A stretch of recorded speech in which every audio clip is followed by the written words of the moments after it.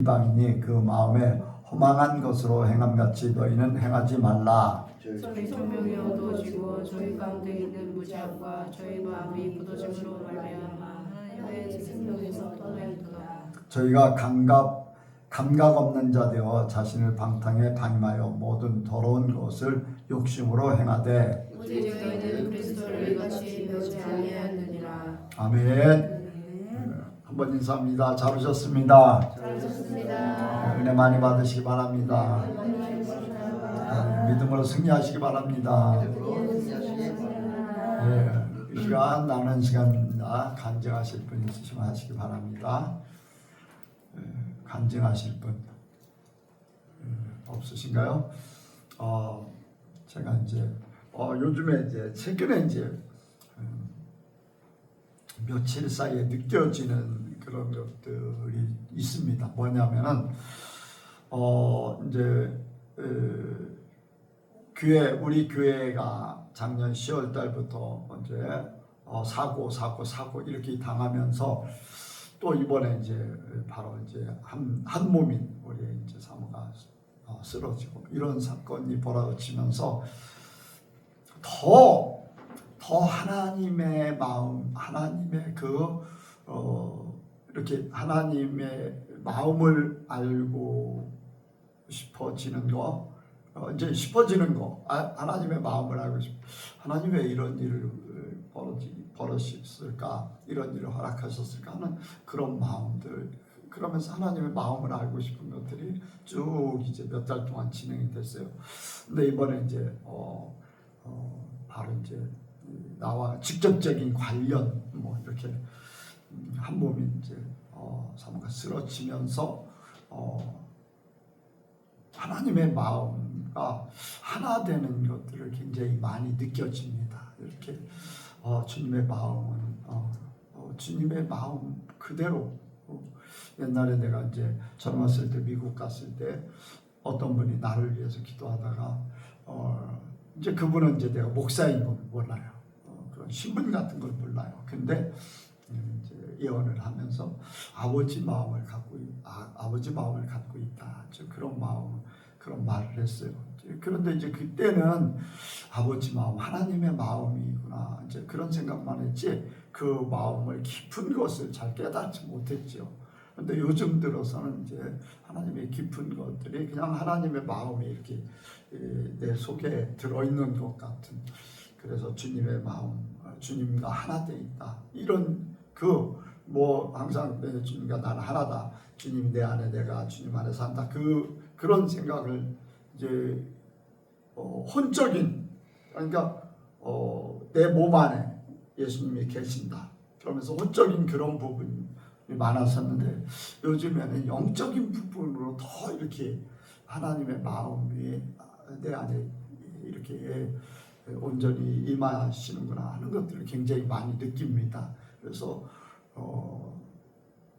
그냥 모든 일들이 그냥 편안하고 하나님이 어떻게 이제 진행하실까 하는 그런 기대를 갖게 하고 이제 그런 부분 쪽으로 이제 예전보다 더 이제 깊이 주님의 마음이 어떤가 하는 것들을 이렇게 말로 다 표현을 할 수 없지만은 내가 이제 푸근하게 느끼는 느껴지는 것들, 예전하고 다른 그런 느낌을 요즘에는 굉장히 많이 받고 있어요.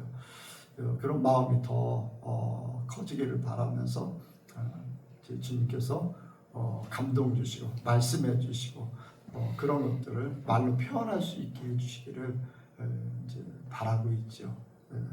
여러분들도 주님과 하나의 마음이 되기 원합니다. 말씀을 듣도록 하겠습니다. 하나님 아버지, 우리가 이렇게 예선교회의 한 지체로서의 수요예배를 주 앞에 드리러 이 자리에 모였습니다. 우리가 주님의 말씀을 듣고 주님의 뜻을 알며 더욱더 주님을 알아가기 힘쓰게 하여 주시옵소서.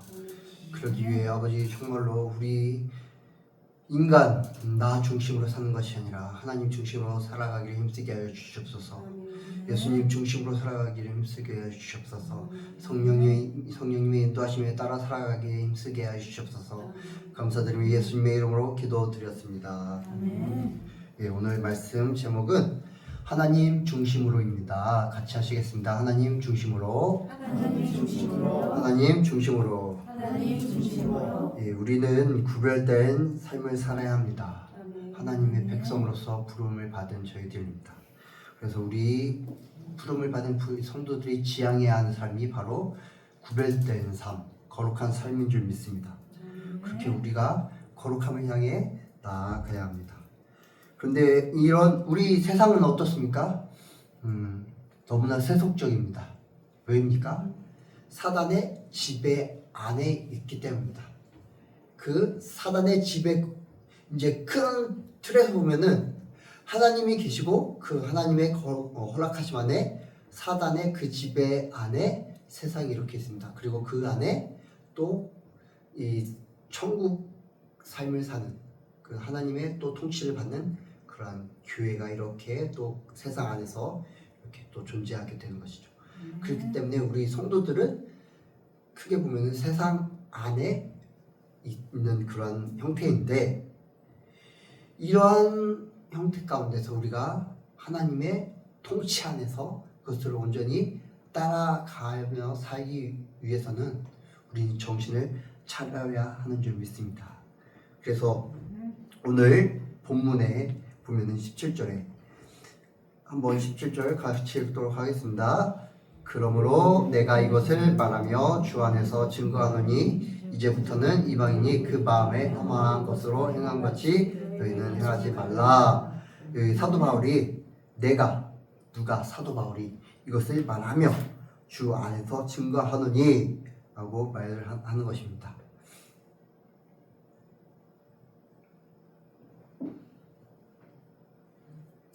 말하며 주 안에서 증거한다. 이제 주 안에서라는 말은 헬라어로 엔키리오라고 이야기하는데, 그 뜻은 만물의 주인이신 주님의 권위로 내가 너희에게 말하며 증거한다라는 것입니다. 내가 만물의 주인이신 주님의 권위를 힘입어 그 힘을 입어 너희에게 증거한다. 그러니까 너희는 어떻게 살아야 하는가, 그 전에 이렇게 살면 안 된다라고 이야기를 하는데, 바로 이제부터는 이방인이 그 마음에 허망한 것으로 행함 같이 행하지 말라라고 말합니다. 신앙생활은 어제와 오늘, 그리고 오늘도 오늘과 내일이 날마다 달라져야 하는 줄 믿습니다. 매일 예수 그리스도와 함께 새로운 사람이 되어야 합니다. 날마다 새롭게 예수 그리스도, 어제 다르고 또 오늘 다르고. 왜냐? 어제 나는 또 육체적인 그러한 죄를 행했기 때문에 오늘 그것을 깨닫고 오늘 그것을 버리고 새로운 삶을 살았고, 또 나를 이 성령님께서 오늘의 나를 통해서 깨닫게 해주시는 그것들을 깨달음으로 인해 또 내일을 살아가게 되는 것입니다. 그렇기 때문에 매일매일 새로운 사람이 되어야 합니다. 그런데 여기서 이제부터는 이라는 단어 속에서 보면은 이 사람들은 옛사람의 관성을 벗어나지 못하고 있다는 것을 말해주고 있다는 것입니다.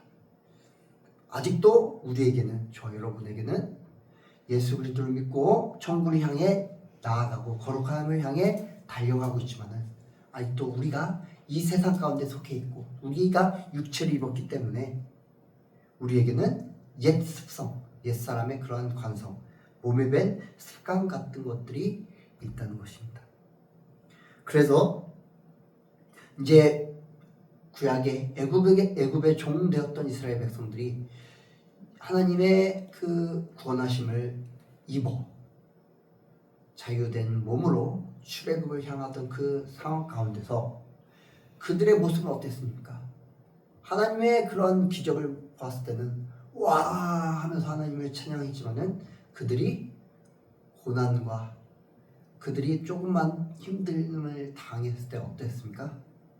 그들의 종 되었던 신분을 기억하며 그 삶으로 돌아가기를 바랬던 그러한 모습을 보였습니다. 바로 이러한 옛 사람의 습성이 나타났던 것입니다. 우리는 세속적인 사회 속에서 살고 있습니다. 그리고 아직 우리에게는 육체와 감정이 있습니다. 그리고 죄의 흔적, 그리고 자아 중심, 나만을 생각하는 그러한 요소들이 아직 남아 있습니다. 그래서 우리에게 하나님의 은혜가 차고 흘러 넘치고 은혜로 살 때는 정말로 나는 온데간데 없고 오직 예수님만 찬양하며 예수님만 바라며 그렇게 나아가고 정말로 내가 하나님을 위해 정말로 내 목숨을 바친 것처럼 그렇게 살아가지만은 그러나 우리가 세속적인 세상에서 육체를 가지고 살아감에 있어서 그러지 못할 때가 너무나 많이 있는 것을 보게 됩니다. 누가 나를 찌르면은 예수님이 나오는 것이 아니라 나의 감정과 나의 옛 습관들이 나오게 되는 것이죠. 그러나 우리가 생각해야 될 것은 이런 것들이 아니라 이런 옛 습성들이 아니라 옛 습성들은 어차피 우리가 날마다 새롭게 변화되어 가야 할 모습입니다. 주님 앞에 주님 앞에 서기 전까지 날마다 그것들을 쳐내야 하는 그러한 것들입니다. 죽기까지 그런 것들은 결코 벗어날 수가 없습니다. 그렇기 때문에 우리가 이러한 모습들을 깨닫고 회개함으로 예수 그리스도의 십자가 앞에 나아가는 것, 그것이 중요한 점이 있습니다.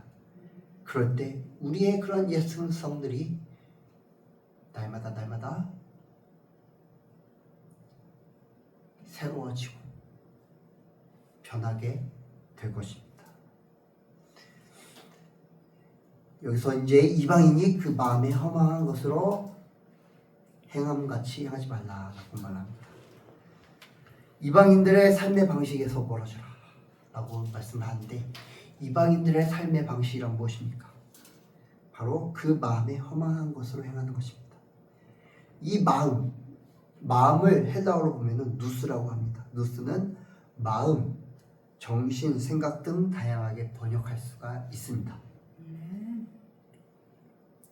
한마디로 말하자면 인간의 행동을 결정하는 그것이라고 이야기합니다. 우리가 행동을 할 때 어떻게 합니까? 마음이 어떻게 해야겠다라고 마음이 결정할 때 행동을 하게 되죠.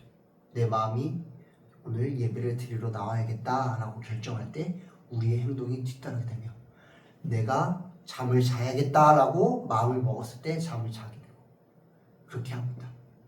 마음을 먹지 않는다면 그 행동을 하지 않게 되는 것이죠.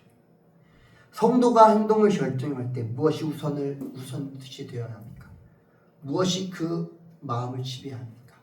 바로 하나님이 성경이 우리에게 말씀하시는 그것이 예수님께서 가르쳐 주시는 것이 우리의 행동을 좌지우지해야 합니다.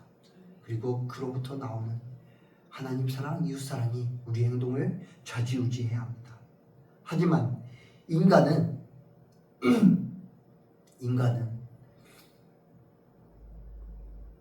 자아 중심적인 모습을 보여줍니다.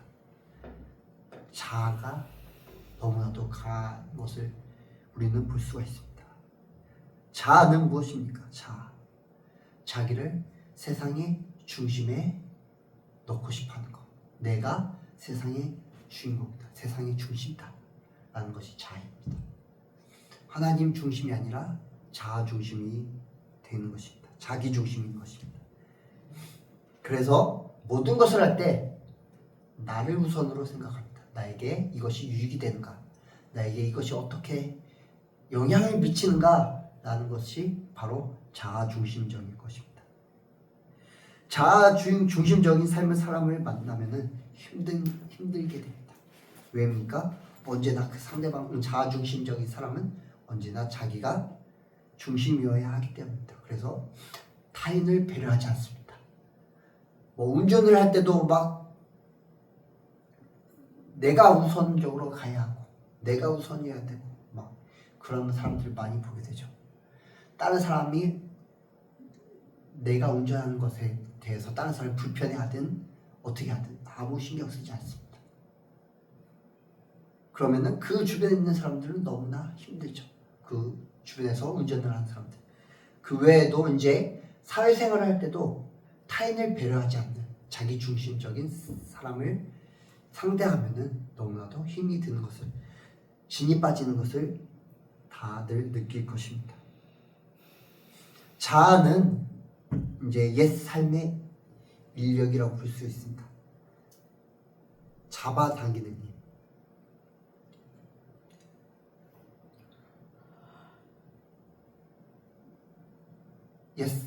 옛 삶의 옛 사람인 이제 자아는 사람이 이제 성도가 살다 보면은 정말로 자기에게 급박한 상황이 발생했을 때 어떤 것이 먼저 우선시 됩니까? 하나님 중심적인 사람은 하나님의 말씀이 우선이 되지만 자아 중심적인 사람, 그런 옛 삶을 아직도 많이 못 벗어버린 사람은 자기가 우선이 되는 것이죠. 자기로 이렇게 끌어들입니다. 이것은 결국에는 정신적인 허망함으로 나타나게 됩니다. 왜입니까? 내가 어떤 문제가 닥쳤을 때 하나님의 말씀으로 이 상황을 해결해 나가고 대하는 것이 아니라 내가 어떻게 이 상황을 내가 닥쳤을 때 내가 어떻게 유익이 될까? 내가 어떻게 손해를 보지 않을까라고 생각하면서 그것을 대할 때 당장은 이익을 보는 것처럼 느껴지지만 결국에는 그 마음이 허망하여지게 되는 것입니다. 자기를 위해 돈을 쫓는 사람들이 있습니다. 좋은 직장을 쫓고 명예를 쫓고 좋은 배우자를 쫓고 미래를 쫓고 행복을 쫓지만 결국에는 그 끝은 허망함이 가득할 뿐인 것이죠. 이제 유명한 가수, 배우 이런 사람들을 보면은 그들이 명예를 위해, 돈을 위해 그렇게 열심히 살아갑니다. 그러나 그런 것들을 쫓다가 그것들이 채워지게 되면 어떻습니까? 만족하게 됩니까? 절대로 만족하지 못합니다. 허망함을 느끼게 되죠. 왜입니까? 자기를 위한 삶을 살았기 때문입니다.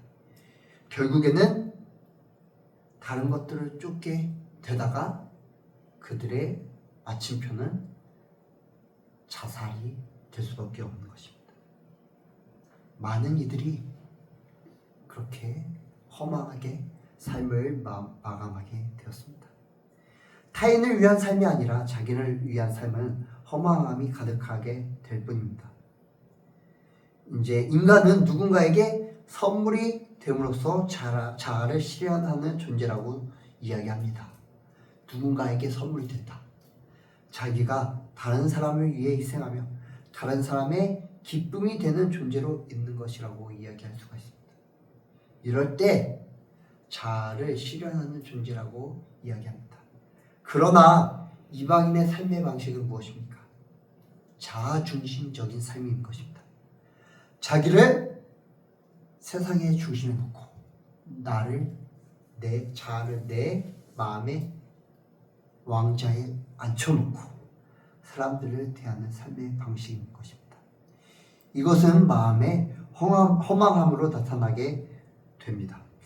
이제 성 어거스틴이라는 이제 유명한 사람이 있습니다. 이미 돌아가신 분이시죠. 옛날에 사랑을 두 가지로 나눠서 설명을 합니다. 하나는 큐피디타스라고 이야기합니다. 이것은 탐욕적인 사랑을 이야기합니다. 이제 성도들은 교회를 다니는 사람들은 하나님을 사랑한다고 이야기합니다. 그런데 그렇게 하나님을 사랑한다고 고백하면서 어떻게 합니까? 하나님을 온전히 사랑하기보다는 하나님을 자기의 목적을 이루기 위한 도구로 사용하는 사람들이 너무나 많습니다. 내 문제를 해결하기 위한 해결사 정도 아니면은 비서처럼 여기게 되는 것입니다. 하나님을 사랑하는 것이 아니라 하나님을 사용하는 것입니다. 하나님을 문제 해결책으로 사용하면서 세상에서의 만족을 구하는 사랑이 바로 큐피디타스인 것입니다. 사랑해야 할 대상은 사용하고 정작 이용해야 할 것을 사랑하는 전도된 사랑이라는 것입니다. 돈을 사용해야 하는데 돈을 사랑하는 것이죠. 두 번째로 이야기하는 것은 카리타스입니다. 이것은 살기 위해 세상의 것들을 사용하면서 우리가 그냥 살아가면서 어쩔 수 없이 세상의 것들을 사용하지만 하나님을 우리의 구원자 되시며 우리의 선하신 하나님을 사랑하며 하나님에 대한 갈망을 품고 사는 그런 사랑이라는 것입니다. 이것이 바로 우리가 생각하는 하나님 기뻐하시는 진짜 사랑인 것입니다. 그러나 많은 사람들이 사랑해야 할 것과 사용해야 할 것을 어떻게 합니까? 뒤집어 놓습니다. 뒤집어 놓습니다.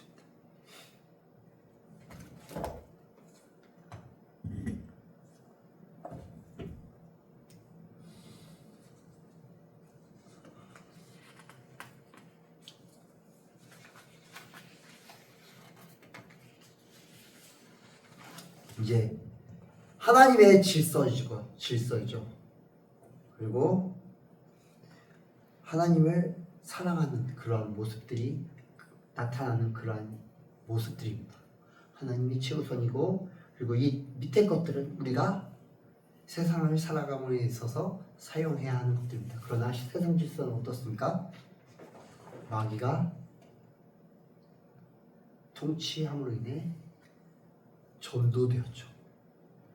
땅을 사랑하고 돈을 사랑하고 그러한 것들을 사랑하고 하나님을 뒷전으로 여기는 그러한 모습들인 것입니다. 우리는 이것들이 바로 이방인의 그러한 삶의 방식인 것이죠. 그러나 우리는 이러한 것이 아니라 이러한 삶의 방식을 살아야 하는 줄 믿습니다.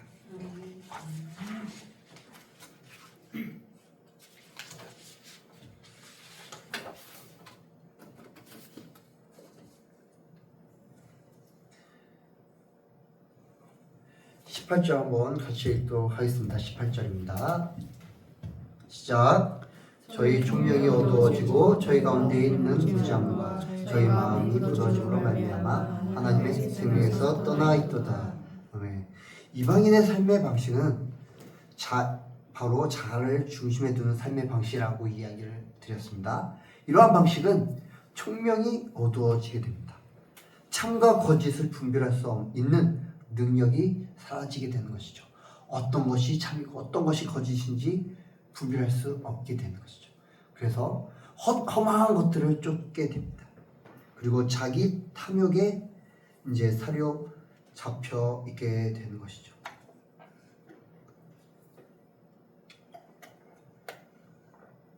자기 탐욕에 사로잡힘으로 인해 성내게 되고 그리고 어리석음을 행하게 되게 됩니다. 그리고 이제 무지함이 있게 되는데 무지함이란 하나님의 지혜를 알지 못하는 것이라고 이야기합니다. 하나님의 마음을 알아채 알지 못하는 것입니다. 이제 교회는 다니고 예배는 참석하지만은 이러한 이방인의 그러한 삶의 방식을 쫓아 사는 사람들은 어떻습니까? 하나님의 참 진리를 알지 못합니다. 그 하나님의 참 진리는 무엇입니까? 고린도전서 1장 18절에 이야기합니다. 십자가의 도가 멸망하는 자들에게는 미련한 것이요 구원을 얻는 우리에게는 하나님의 능력이라. 이제 멸망당하는 사람들에게 십자가의 도는 어리석은 것입니다. 남을 살리기 위해 자기를 희생하는 것. 예수님께서는 우리를 살리시기 위해 자기를 죽음으로 내모셨습니다. 그런데 자아중심적인 삶을 사는 이방인들에게는 참으로 이러한 것들은 어리석은 것이라는 것입니다. 이방인뿐만 아니라 이방인들과 같이 사는 그러한 교회에 다니는 사람들 역시 하나님을 위한 삶을 하나님을 위해 사는 삶을 하나님을 위해 사는 것으로 하나님을 위한 삶을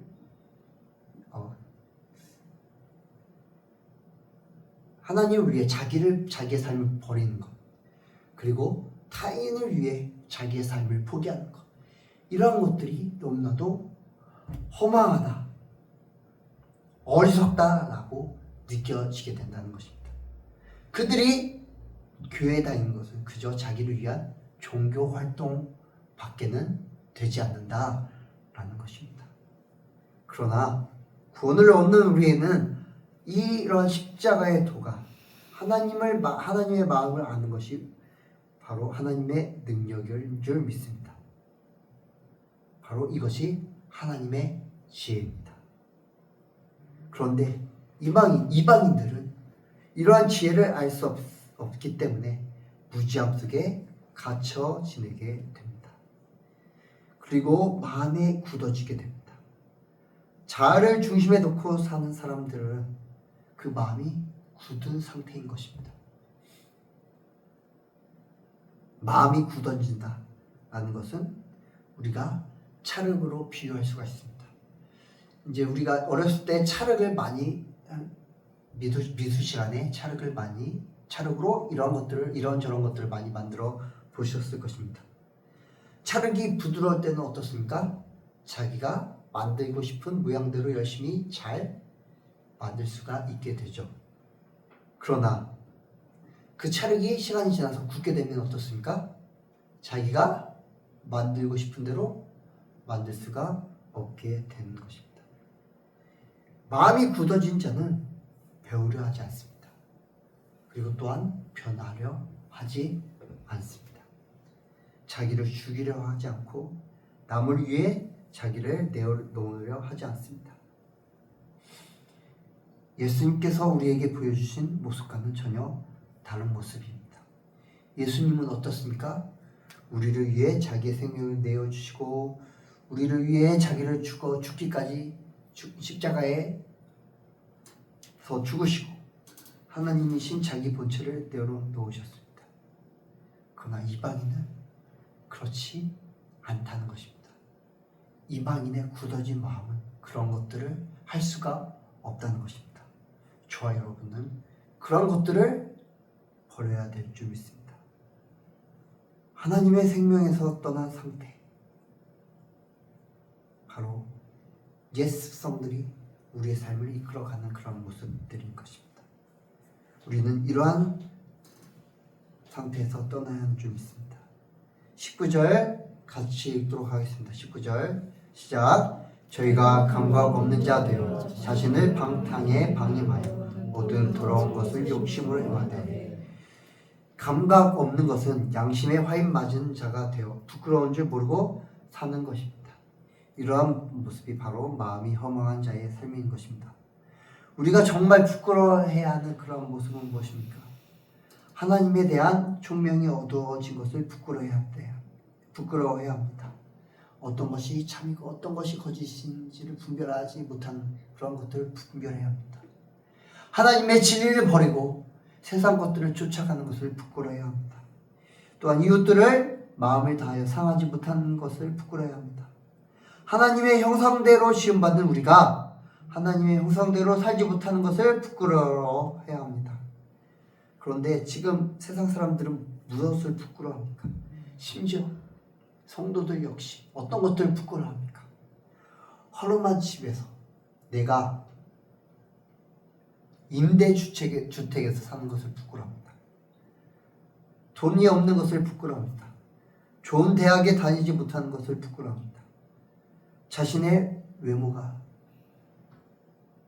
다른 사람보다 못하다는 것을 부끄러워합니다. 좋은 직장에 다니지 못하는 것을 부끄러워합니다.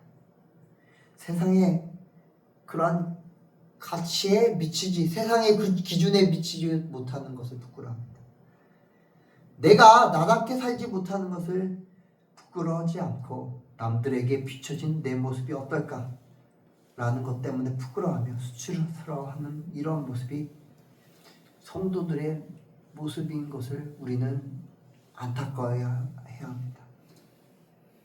이러한 것들이 다 감각이 없는 것입니다. 자신을 방탕에 방임하며 라고 말씀을 하고 또한 하고 있습니다. 방탕에 자기를 내버려 둔다. 로마서 1장 28절에 이렇게 말씀하고 있습니다. 또한 그들이 마음에 하나님 두기를 싫어하며 하나님께서 그들을 그 상실한 마음대로 내버려 두사 합당하지 못한 일을 하게 하셨으니라고 말씀을 하십니다. 하나님께서 그들이 그러한 상태에 그러한 상태에 있는 것을 그냥 내버려 두신다고 말씀을 하는 것입니다. 버림받은 대로 내버려 두는 것, 바로 하나님의 심판인 것입니다. 나의 죄를 심판하는 것은 결국 나 자신인 것입니다. 방탕에 자기 자신을 내버려 두는 것. 하나님이 심판하지 않아도 하나님께서 그렇게 내버려 두도록 그냥 허락하신다는 것입니다. 죄가 가득하게 되면 어떻습니까? 하나님의 심판대 앞에 섰을 때 그 사람의 죄가 적힌 두루마리가 그 사람 앞에 딱 펼쳐졌을 때 어떻습니까? 하나님이 너 지옥으로 가! 라고 하지 않아도 그 사람이 저절로 스스로 자기의 발로 어떻게 된다고 합니까? 지옥으로 향하게 된다고 목사님께서 간증을 하셨습니다. 또한 자기의 죄의 어두움 때문에, 어둠이 가득한 그런 죄 때문에 밝은 빛이 가득한 천국으로 향하지 못하고 어둠이 가득한 지옥으로 향한다고 또한 이야기합니다.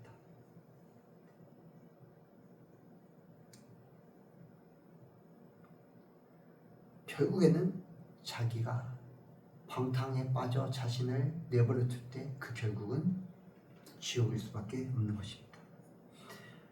방탕에 빠진 사람의 또 다른 습성은 바로 모든 더러운 것을 욕심으로 행하는 것입니다. 성적인 방종, 돈에 대한 무한한 집착, 이것이 사람을 힘들게 만드는 것입니다. 20절 같이 읽도록 하겠습니다. 시작. 오직 너희는 그리스도를 이같이 배우지 아니하였느니라. 하지만 사도 바울은 우리에게 이렇게 말씀하고 있습니다. 너희는 그리스도를 이같이 배우지 않았다. 하나님을 믿는다고 하면서도 여전히 무감각함 속에서 살고 방탕함 속에서 살고 더러움 속에서 자기를 방치하는 삶, 이것이 그리스도와 무관한 삶이라고 말씀하고 있는 것입니다. 성도와 무관한 삶, 이것은 바로 이방인의 삶이라고 이야기하는 것입니다. 그래서 사도 바울은 24절에 새 사람을 입으라고 말씀하고 있습니다. 이러한 구별되지 못한 삶, 이방인의 삶을 반면교사 삼아 저와 여러분은 이방인들과 다른 구별된 삶을 살아야 하는 줄 믿습니다. 저와 여러분은 예수님을 닮아가는 존재들입니다. 이방인들과 이방인들, 즉 세상 사람들과 달라야 합니다. 세상 사람들처럼 자기 중심으로 자기 편에 서서 세상을 바라보는 것이 아니라 하나님 편에 서서 제일 먼저 하나님 중심으로 그 다음 이웃을 사랑하는 마음으로 세상의 모든 것들을 대해야 하는 줄 믿습니다. 우리가 그렇게 살기 위해 날마다 이 자리에 와서 듣고 배우며 상고하며 그것을 날마다 깨달으며 삶에서 살아가는 줄 믿습니다. 우리 예선교회 모든 성도들이 그렇게 살기를 바라며 말씀을 드렸습니다. 기도하시겠습니다. 하나님 아버지, 우리가 날마다 우리가 듣고 배우는 것이 바로 예수 그리스도이며 예수 그리스도를 닮아가는 삶인 줄 믿습니다. 우리가 그리스도를 그렇게 배웠습니다. 그러나 이방 사람들, 세상 사람들은 자기 중심적인 정진 삶을 삽니다. 이것은 그리스도의 삶과 전혀 다른 삶입니다. 우리가 배우는 날마다 죽는 삶과 전혀 다른 삶인 줄 믿습니다. 주님, 우리가 이러한 삶이 아니라 그리스도의 삶을 닮아가기 위해 저희들을 인도하여 주시옵소서. 저에게 날마다 말씀하여 주시옵소서. 감사드리며 예수님의 이름으로 기도드렸습니다.